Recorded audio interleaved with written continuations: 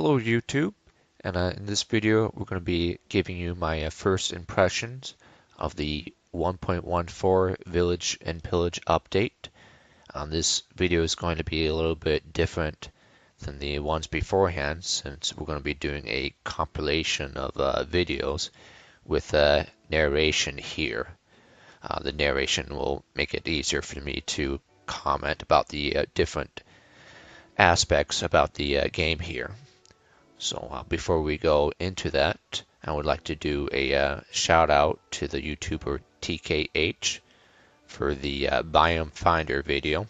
A link of that will be here in the video. We also have a section of that video here.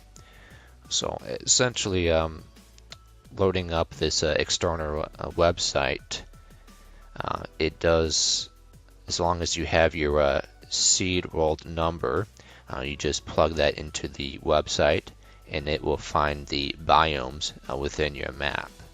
So it's neat because you don't have to install anything onto your Minecraft game. You just find your number and go. So one of the more interesting things about this website is that you can use a filter to find some of the harder biomes out there. So I had to use this biome here in order to find the Badlands since I was having a hard time finding the red sandstone for my construction needs. But this can also be used to find jungles, which are difficult to find.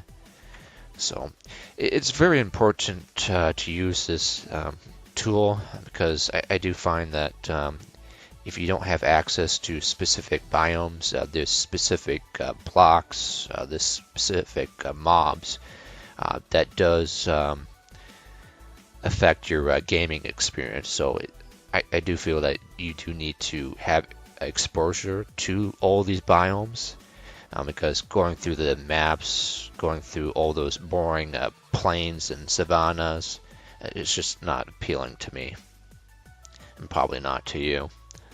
So let's go back to the video here onto the survival world. We're just going to show the storage area first and then just move on with the video. But the first impressions I have about the new update was that the blocks look much different. The texture, I mean to say, the cobblestone, the nether rocks, those textures are much duller than beforehand. They've also made some other changes with other blocks. Sand looks remarkably different. And then of course the items in your hand, they change the textures, I think, for all of those. But it does get some getting used to the different textures out there in order to figure out which blocks are which. But once you get the hang of it, it's actually pretty neat. So they also updated the villages themselves. The textures of the individual villagers have changed significantly within their biomes. They've also changed the architecture. There are specific building structures depending on which biome you're on. Like if you're in the savanna, the desert, the Acadia, and several more biomes. They've completely changed everything here as they focus on the villagers in this update. So as part of the update, there are more trade options within the trading system. More items to trade. They did a really good job with the trading screen itself. Beforehand, you would have to scroll through the different trading windows in order to get your item. Now it's all on one single window, and it's much easier to trade through that screen. When I was going through the trading here, I did notice that the promotions take much longer for the trader to get promoted to a higher master rank. So that is much different than beforehand. Beforehand, it was easier to promote your villagers. Now there's more trades, and it takes longer to trade to get that promotion.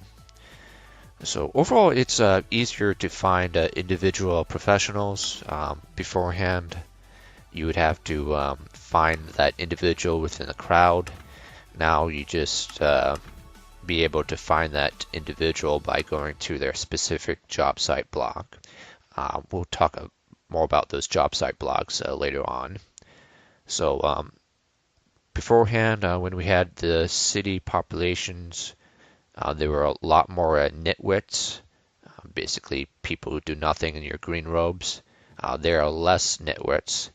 And then with those job site blocks, you can control the amount of professionals in your village by placing specific job site blocks to your professionals. So when it comes to the conversion process, for those who've had trade with villagers beforehand, they did keep their high ranks if you've traded with the professionals beforehand. I didn't have any issues with that when it came to the high-ranking librarians. We still got those enchanted book trades. But there was a bit of an issue here with the conversion process when it comes to reestablishing the job site blocks. So once you go through a trading with one of your old professionals, you will notice that eventually once you go through a trade a certain amount of times, that the trade gets blocked or canceled, and you can no longer trade with that for that particular item. So with the new update here, that professional would have to go to their job site block to reestablish the trade. So essentially, with the conversion process here, you're going to have to go through a population control, because whenever you put in a new job site block, even if it's within a few blocks of your old professional, that job site block will favor a unemployed person within the village, generally within 45 block radius. So it's pretty far. So one of the first things that you're going to have to be able to do is to control your population. So they've changed how you do that nowadays. You don't do that with doors anymore, but you do it with the number of beds, and that's your upper limit population control. So you will notice that there's a lot more unemployed people in your population. They're going to need to have those job site blocks in order to get a job. So what do you do if you have too many of them? Well, that's up to you. You could get rid of them. You can move them elsewhere, but you will need to make it so that there's more job site blocks than beds within your village in order to reestablish the connection between your old professionals and that job site block. Okay, one last thing about the conversion process here is that I also noticed that some of the new items are not showing up with the old professionals. So we noticed that with the librarians, the lanterns, a new lighting source, is not showing up. And then there's also the town bell that's not showing up for the weaponsmith. So you're going to have to promote new villagers to get access to new items within those trade schedules. So let me take a sip here. Okay, so let's move on to another subject here, and this involves moving villagers within your city.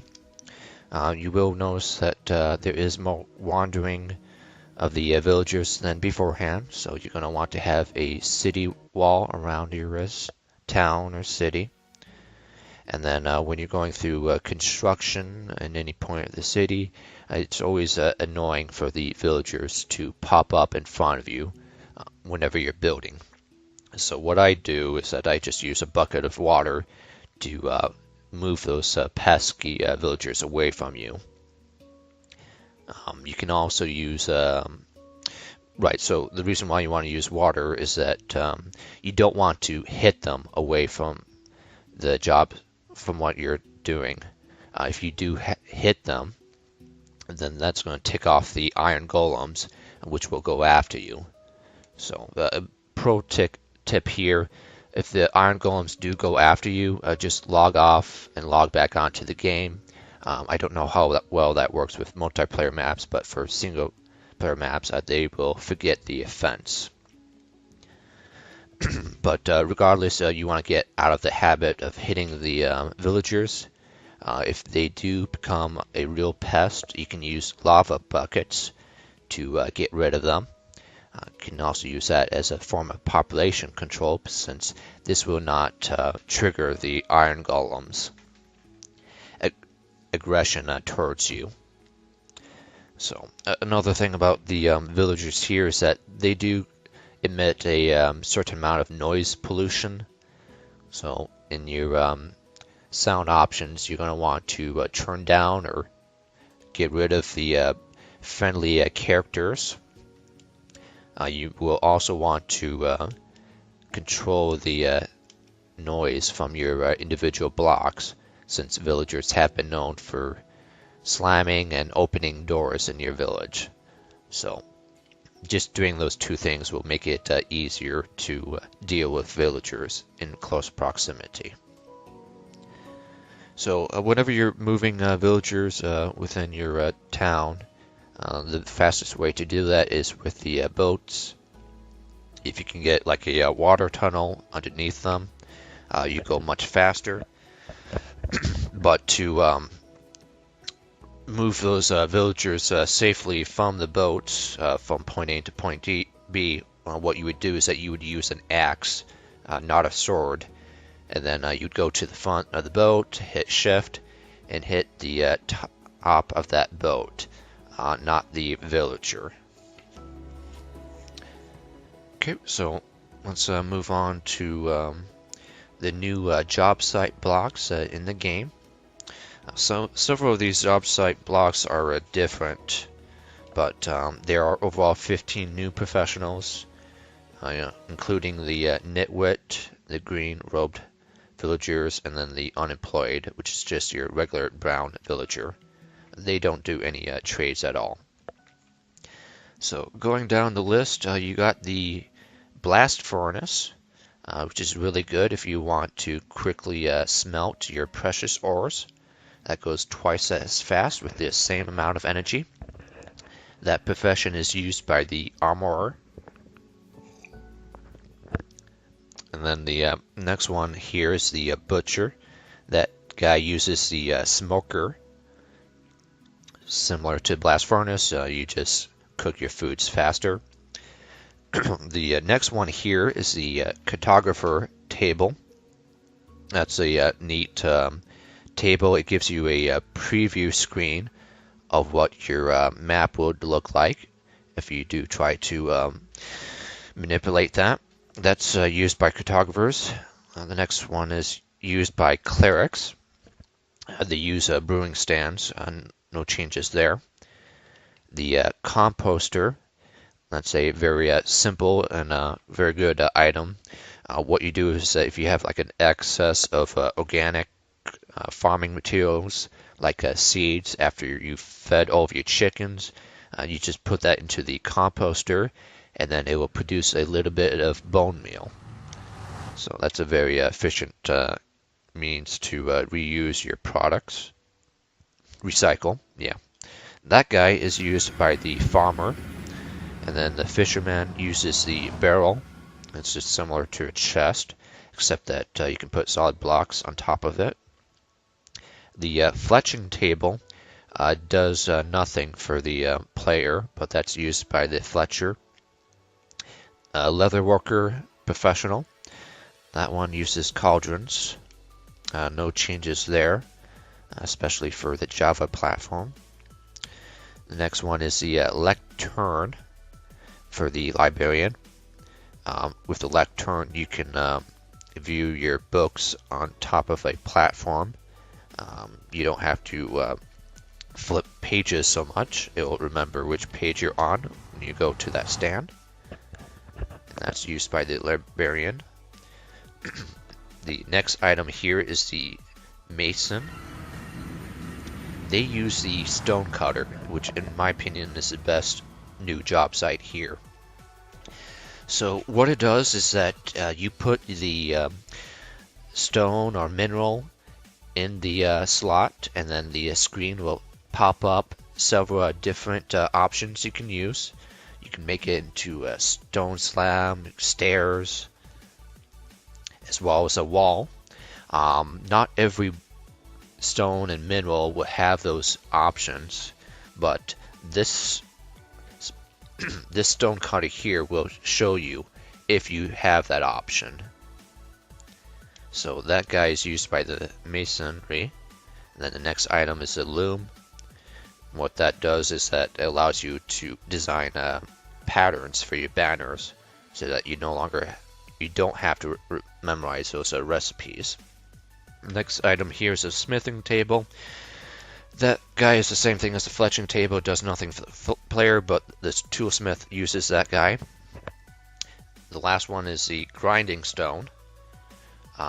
This one has mixed opinions here.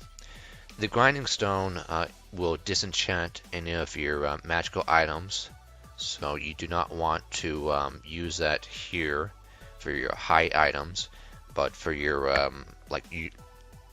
crappy low value enchanted items, you just put that here on the grinding stone, and then you get a little bit of experience. The only value to this is if you have like a mob grinder, or like a automatic fishing farm, so that you can get rid of those magical items. So let me see what else. There's also scaffolding blocks. Those are really good. You can use those to go up and down construction sites. You can get rid of a whole stack of them easily by knocking out the bottom of it. Let's see what else. Cats. Cats are very good in this expansion here, since they will scare away any phantoms in your village.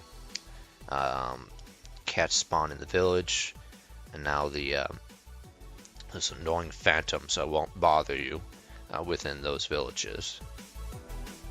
And then finally, it is easier to write books in this game mode. You can copy and paste text. You can also revise and edit.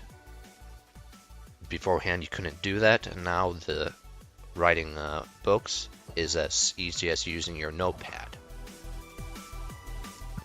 So let's go into the mechanics about the villagers here. Just a bit of forewarning, there is still a good amount of confusion out there on the Minecraft Wikipedia pages.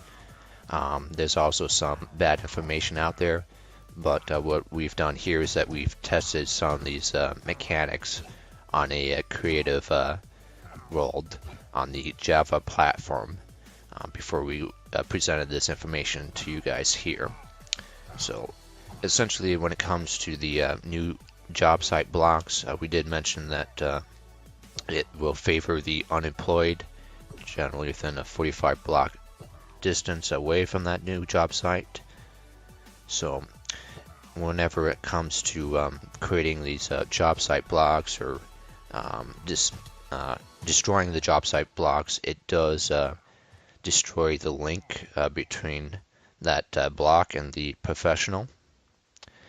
And then if your professional is a higher rank, they'll still keep that rank. They just can't restock their trades twice a day. But essentially, when it comes to like any novice men or novatos, what happens is that they will slowly lose their profession and become unemployed. So once you've set up a job site block, you generally just keep it there. So what we recommend is that you place a job site block level to the villagers' feet. We have noticed that if you put the job site block above their head, they will be unable to restock their supplies unless they're able to climb up to it. Another thing that we've noticed is that when it comes to some of the price changes here, If you hit any villagers or if you kill any villagers, they will raise the prices. And then at the same time here, if you do successfully defend a village from a raid, then they will dramatically reduce the prices. Other than that, there is some supply and demand that we don't fully understand, but it's too minor of change here when it comes to the trading. So overall, with the whole job site blocks, it does make it easier to find specific individuals or to stalk those individuals. They do have to go to that job site block twice a day. They will also gather at the village bell if there's any nearby, and then of course they will go to the bed to sleep. We do notice that there is some overcrowding near the bed areas, so keep that in mind. Overcrowding is not as problematic as it used to be back then, but essentially it can cause some design issues within your city. So let's go into the final section here. That's the Pillagers section, or the War and Peace. The Pillagers are a different set of villagers that are very hostile to you, to the golems, and to the villagers. They're just similar to the Illagers mentioned before in the Woodland expansion. But essentially, whenever you kill any pillager captains within a patrol about 200 blocks away from the village, or any captains nearby any outposts, that will trigger a raid event. Now, with that raid, depending on the difficulty, waves of enemies will be charging against your village outposts, and they will spawn randomly at certain distances away. So, essentially, it's a very unique combat system. It's a lot of fun, good amount of danger as well, since you're going to be dealing with enemies that will group up. So they can stack up a lot of damage all at once. This is different than most of your combat from beforehand, because in a cavern you just fight the zombie or the creeper one at a time. But in this game mode here, the pillagers are actually quite fast compared to those zombies and those creepers. So you're going to have to deal with that here. You're going to have to build some defenses so that you can properly defend your village. You can do that by building walls. If you don't have enough golems, you can build those iron golems. Let's see here. You could also set up traps, and then you can set up different weapons. You could use splash potions to kill groups of enemies. And then, of course, the new weapon in this game mode, the crossbow. With the enchantments provided here, you can make those crossbows really deadly.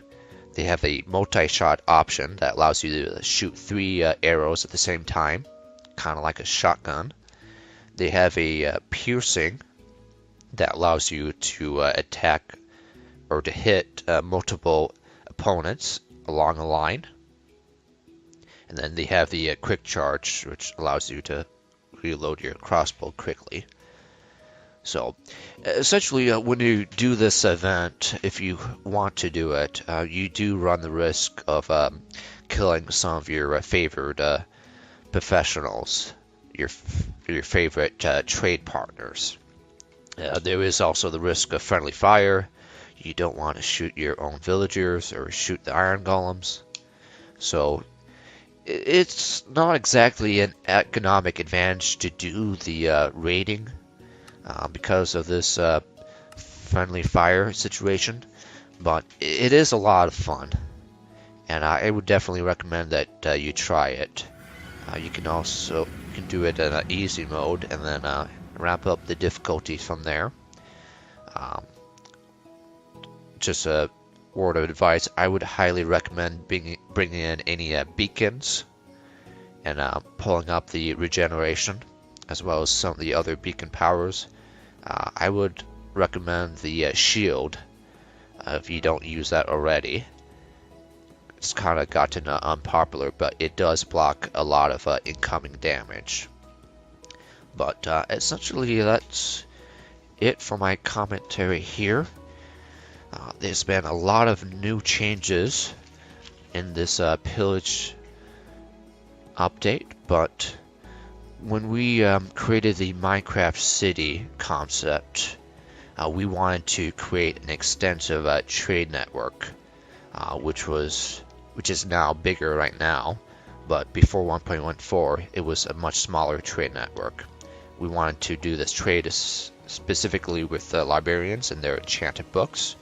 From these books, we became more powerful. We can harvest wood and stone faster. We can repair our items. We can deal more damage.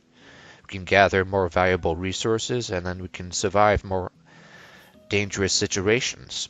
So in order to get these books, we had to build large communities to house these librarians, since there was a random percentage, 10 to 16%, that these villagers would become librarians, and we couldn't control this rate like we could nowadays. We've also learned that you can get enchanted books by placing books on top of enchanted tables. You can set up a AFK fishing system and get books as random loot. So with all these new changes and all the population control through those beds and those job site blocks, we no longer need these larger communities. In fact, since it takes much longer to trade with individuals to promote them, you want to trade with just those specific individuals instead of larger communities. Also, having these larger communities does place more strain on your construction resources, since you have to make sure that these buildings are properly lighted so that the zombies won't spawn in. And then, of course, there's also an issue with iron golem management, since they do spawn anywhere where there's significant space beyond 2 empty air blocks. So essentially, when it comes to setting up a ideal population, we would recommend having a maximum of 60 to 80 villagers. So that's easily 4 professionals per job site block for those smokers, blast furnaces, and those other 11 to 13 job site blocks we've mentioned. So that's much easier to do that as opposed to creating a city of 300 to 400 villagers like we've done beforehand. So if you're starting a new village from scratch, this is a very exciting new opportunity to focus on the villages. If you're trying to reestablish control over a larger population, then hopefully this video will help you to do that. But you definitely need only 60 to 80 villagers in your game mode. Well, that's it for this video here, and thank you for watching.